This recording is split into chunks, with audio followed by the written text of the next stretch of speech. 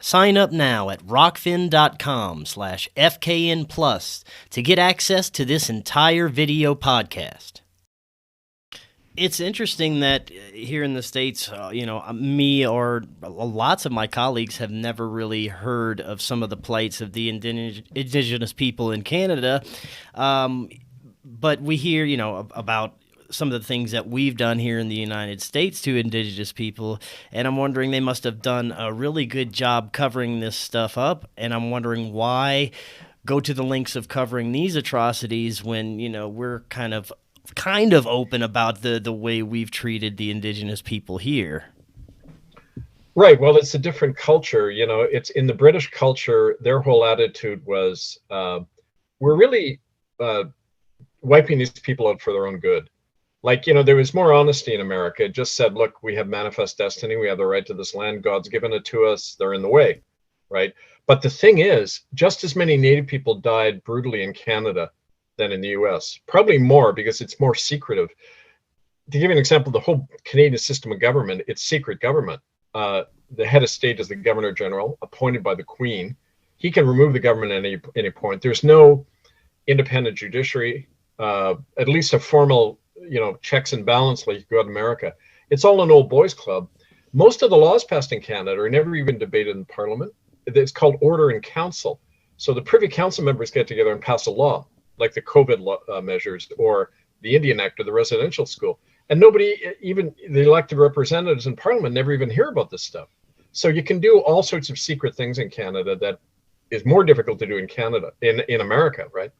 But to give you an example, British warships were on the West Coast, were bombarding villages. They would just go in and just shell these West Coast Indian villages all throughout the later part of the 1800s because they were worried that America was going to grab the West Coast, and there was Russia and America, and so they ran the railway through in 1886, and then they needed to wipe out the Indians quick. So that's when they brought in the residential school death camps, laws to allow the legal sterilization of Indians. Natives couldn't vote, they couldn't hire lawyers. They were even segregated. Like as far, when I was a kid in the 1960s, Natives were still segregated. They had to ride on the ferries on the West Coast. They had to ride down with the cars. They couldn't mingle with the whites. The theaters were segregated. It's just like the way, America in the Deep South, right, was under, with the whole heritage of slavery and that. But I mean, Canada is kind of like the town child rapist who has the best reputation. You find the one who is doing the most garbage often has all this nice reputation, and Canada's like that because more stuff goes on there. I mean, there were more Nazis brought into Canada after the war than any country in the world.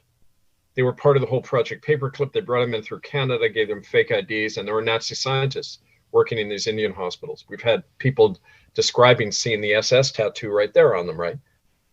Hearing these German-speaking doctors experimenting on them. So Canada's huge, and you can hide these crimes in a lot of places. And that image of Canadians being so nice, it's deliberately cultivated to hide a lot of this stuff. Because, don't forget, Canada also has been provided a lot of the resources for the British, the Americans, and now the Chinese, who are really buying up the whole country. Oil, natural gas, liquid natural gas, uranium. It's all quarter of all the fresh water in the world's in Canada.